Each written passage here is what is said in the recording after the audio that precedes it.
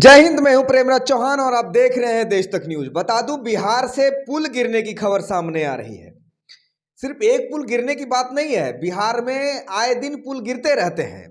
अभी मैं बता दूं, ये बेगूसराय का बात है, उससे पहले गोपालगंज नहीं, सुल्तानगंज और फिर नालंदा में पुल गिरे हैं। जब नितिन गडकरी को यह खबर मिली और बोला जा रहा था कि पुल ज्यादा हवा और धुंध के कारण गिर गया। बिहार में आए दिन ये खबर चलते रहते हैं। देखिए, बात यह है कि आखिर बिहार में पुल गिर कैसे रहे हैं। अब बिहार में तो ज्यादा भूकंप भी नहीं आता है और ना ही ज्यादा तूफान आता है, और सिर्फ हवा और धुंध से बिहार में पुल गिर जा रहे हैं, क्योंकि हवा में इतनी ताकत है और भ्रष्टाचार इतना कमजोर काम करता है कि पुल गिर जाता है। अब सड़क एवं परिवहन मंत्रालय के मंत्री नितिन गडकरी के बारे में बात की जाए तो भारत के अभी तक के जितने भी मंत्री हैं, कहीं ना कहीं सबसे ईमानदार मंत्री नितिन गडकरी हैं, और वे पढ़े लिखे भी हैं। उनके द्वारा कोई भी कार्य किया गया खराब नहीं होता है। हालांकि बिहार जैसे राज्य में जहां मंत्री संतरी सीएम से लेकर छोटे पदाधिकारी तक घोटालेबाज और चोर हैं, उस राज्य की मैं क्या कहूं, क्योंकि यहाँ कोई भी काम होता है बिना घोटाला और करप्शन का नहीं होता है। देखिए आखिर हो क्या रहा है। जब बात पता चली नितिन गडकरी को, मैं बता दूं, ये पुल 2014 में शुरू हुआ था। ये सुल्तानगंज के अगू आनी घाट में 3.160 किलोमीटर का सड़क बनाया जा रहा था। पुल बीते 9 मार्च 2015 को पुल निर्माण शुरू हुआ था। खगड़िया की ओर 16 किलोमीटर और सुल्तानगंज की ओर से 4 किलोमीटर लंबे अप्रोच रोड का निर्माण हो रहा था। पुल 2019 तक पूरा हो जाना था।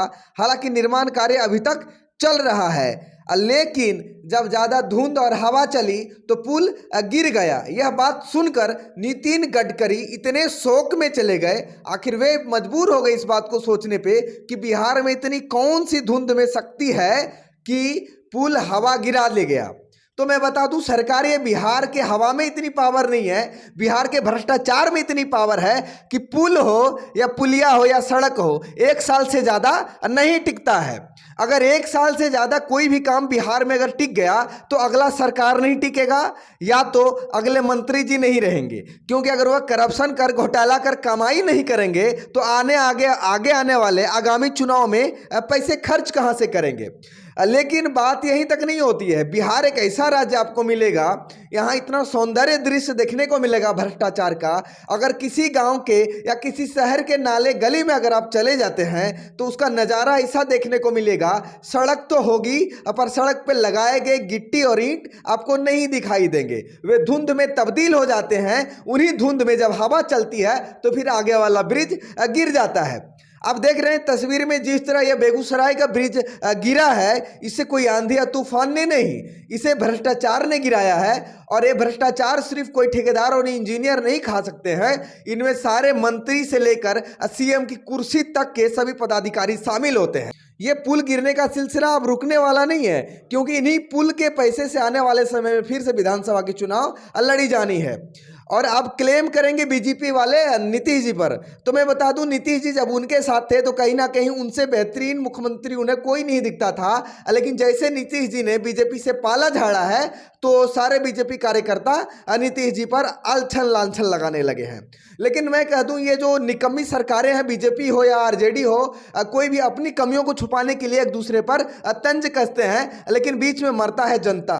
बेशर्म रंग को लेकर पठान में एक गाना है बेशर्म रंग, उसको लेकर पूरा मीडिया पॉलिटिक्स कर रहा है। और कहीं ना कहीं जो बीजेपी के नेता हैं, बड़े बड़े हिंदूधारी भगवाधारी, वे भी बीच में आ गए। लेकिन जब बेगूसराय में पुल गिरता है तो कोई सामने नहीं आता है आखिर उसमें घोटाला किसने किया। लेकिन एक बॉलीवुड में जब फिल्म आती है और किसी ने बेशर्म वाला गाना गा दिया, ये बिहार का इतिहास है। और यहाँ कभी भी भ्रष्टाचार को लेकर कोई सवाल नहीं किया जाता है।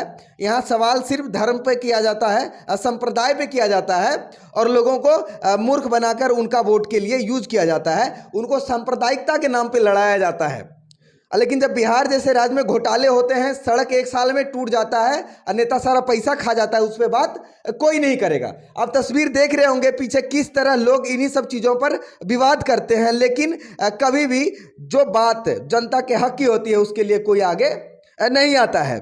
मैं बता दूं, ये बिहार में आज से नहीं है, ये पुश्तैनी बात है।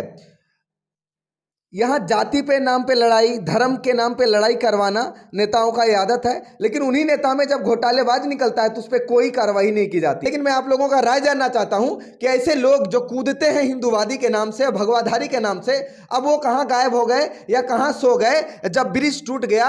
और बता दूं, नालंदा में तो 2 लोग भी मर चुके हैं ब्रिज टूटने से, आप पीछे तस्वीर में देख सकते हैं, लेकिन उन पे कोई सवाल नहीं करेगा। जब लोग मरते हैं तो उनसे किसी को हाथ नहीं होती है, लेकिन धर्म के नाम पे किसी के रंग के कपड़े पहन लेने से अब पूरा देश बौखला उठता है। यह है भारत की संविधान और भारत का लोकतंत्र, और यहाँ लोकतंत्र में रह रहे धर्मवादी लोग।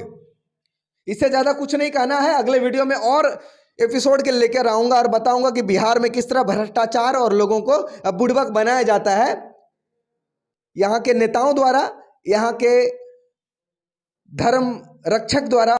मैं हूं प्रेमराज चौहान और आप देख रहे हैं देश तक न्यूज। चैनल को सब्सक्राइब करें अगर वीडियो अच्छा लगा हो, नहीं अच्छा लगा है तो आपकी मर्जी। जय हिंद, जय भारत।